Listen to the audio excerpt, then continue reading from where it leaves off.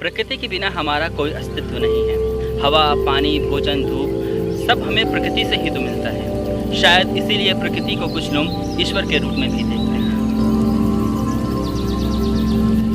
अभिनंदन, आभार, नमस्कार। मैं हूं एजाज अहमद और आप सभी का बहुत बहुत स्वागत करता हूं एजाजू कल्चर वाइब्स में। जब आराम और सुविधा की बात आती है तो हम सब भूल जाते हैं कि प्रकृति ने जो हमें दिया है उसका संरक्षण भी करना हमारा ही कर्तव्य है।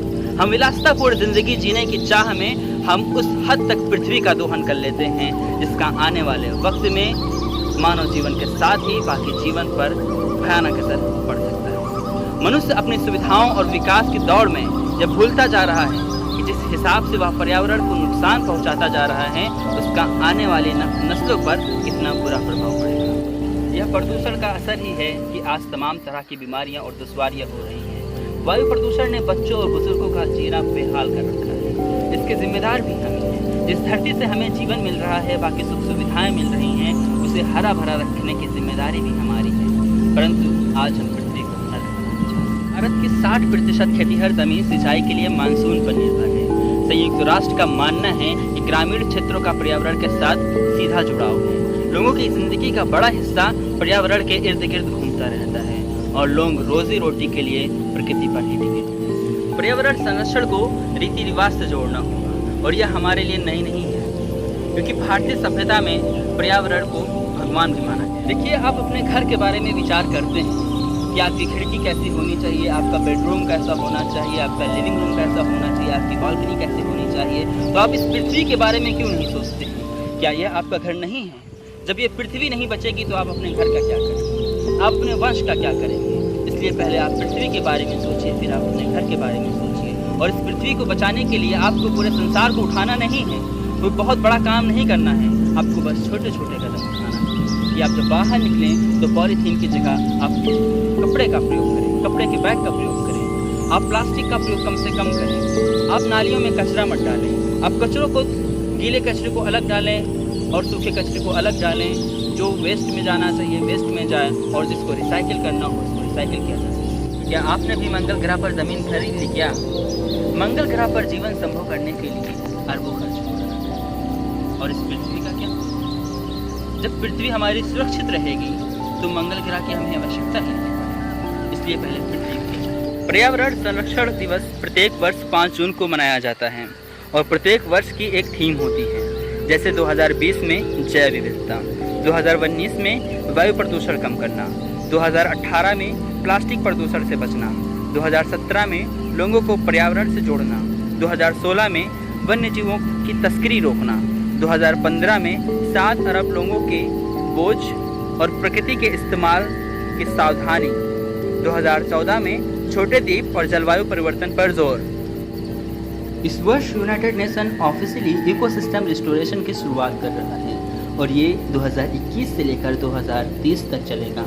यूनाइटेड नेशन ने विनाशकारी क्लाइमेट चेंज को रोकने के लिए इस अवधि को अंतिम अवसर के रूप में माना है। इकोसिस्टम रिस्टोरेशन क्या है? इसको जानने के लिए आपको समझना होगा कि इकोसिस्टम क्या है। इकोसिस्टम एक समुदाय है जहाँ पर जैविक और अजैविक दोनों घटक एक साथ रहते हैं और ये दोनों ही घटक energy flow, mineral chain, food chain जैसे माध्यम से एक साथ जुड़े हुए हैं और इन घटकों में संतुलन बिगड़ने पर बात बिगड़ जाती है। घटकों के बीच फिर से संतुलन बनाने को ही इकोसिस्टम रिस्टोरेशन कहा जाता है। 2030 तक दुनिया को 40% अधिक पानी की आवश्यकता होगी, 40% अधिक लकड़ी और फाइबर की आवश्यकता होगी, 50% अधिक भोजन की आवश्यकता होगी। इन सभी ज़रूरतों को पूरा करने के लिए अब एक ही तरीका है कि अब हमें अपने इकोसिस्टम को रिस्टोर करना होगा। अगले 10 वर्षों के लिए यूनाइटेड नेशन 8 प्रकार के इकोसिस्टम रिस्टोरेशन की योजना बनाई है। सबसे पहला है फार्मलैंड इकोसिस्टम। फार्मलैंड इकोसिस्टम के डैमेज होने का कारण है भूमि का अनियमित रूप से उपयोग, अनियमित मात्रा में उर्वरक एवं अधिक पेस्टिसाइड का प्रयोग। फार्मलैंड इकोसिस्टम को कैसे करेंगे रिस्टोर? कृषि वैज्ञानिकों की सलाह से करना होगा खेती, भूमि की जांच कराकर सही मात्रा में उर्वरक का प्रयोग करना होगा और फसल चक्र इत्यादि का प्रयोग करना होगा। दूसरा है फॉरेस्ट इकोसिस्टम। मनुष्य ने संसाधनों एवं जमीन की भूख के लिए जंगलों को ही साफ कर दिया है। क्या आपको पता है 80% उभयचर प्राणियों का निवास स्थान जंगल ही है। फॉरेस्ट इकोसिस्टम रिस्टोरेशन के लिए वहाँ पर फिर से प्लांटेशन करना होगा। तीसरा है फ्रेश वाटर इकोसिस्टम। आपको तो पता ही है कि जल प्रदूषण की सीमा तक पहुँच गया है, जिसके कारण फ्रेश वाटर में बहुत ही कमी आई है।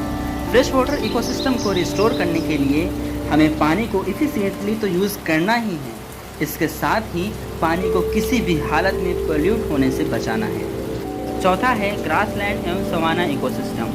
झाड़ियों और घास के मैदानों का क्षेत्र कम होता जा रहा है और वहाँ पर दूसरे इकोसिस्टम के प्राणी आने से घटकों में संतुलन बिगड़ रहा है। ग्रासलैंड एवं सवाना के क्षेत्र में नष्ट हुई झाड़ियों और घासों को फिर से उगाकर इसे बैलेंस किया जा सकता है। पांचवा है माउंटेन इकोसिस्टम।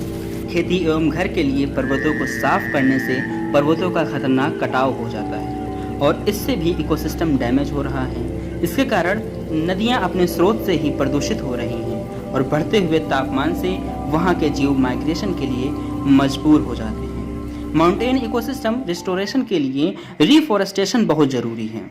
माउंटेन इकोसिस्टम सुधर गया तो भूकंप, बाढ़, भूस्खलन जैसी आपदाओं से प्राकृतिक रूप से सुरक्षा मिलेगी। छठा है मरीन इकोसिस्टम।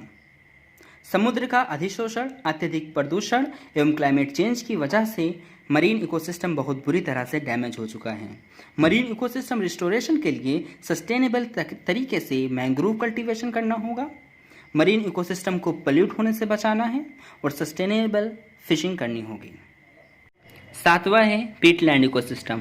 पीटलैंड में मौजूद कार्बन एवं पानी के भंडार को मिटाकर इसे खेती बाड़ी की ज़मीन में परिवर्तित करने से यह इकोसिस्टम डैमेज हो रही है। इसके इकोसिस्टम रिस्टोरेशन के लिए ऐसी जगहों को फिर से गीला करना होगा। क्लाइमेट चेंज से आठवां है urban ecosystem, means ecosystem of cities and town. ये एक इकोलॉजिकल रेगिस्तान की तरह दिखते हैं। यहाँ पर सड़कों एवं कारखानों के बीच बहुत ही कम जगह है वनस्पति एवं पौधों के लिए। अर्बन इकोसिस्टम में अब जमीन, हवा एवं पानी ये तीनों बहुत बुरी तरह प्रदूषित हो रहे हैं। तो इस अर्बन इकोसिस्टम को आप कैसे बचा सकते हैं ये कमेंट सेक्शन में ज़रूर बताइएगा और ये जानकारी आपको कैसे लगी ये भी बताइएगा। और आज हम मिलकर एक प्रण लें कि इस पृथ्वी को सदैव हम हरा भरा रखेंगे और आने वाली पीढ़ियों के लिए इसको दुरुस्त हालत में छोड़ के जाएंगे। इस वीडियो को आगे ज़रूर साझा कीजिएगा ताकि ये पर्यावरण के लिए एक अच्छा संदेश लोगों में पहुँचे। बहुत बहुत धन्यवाद।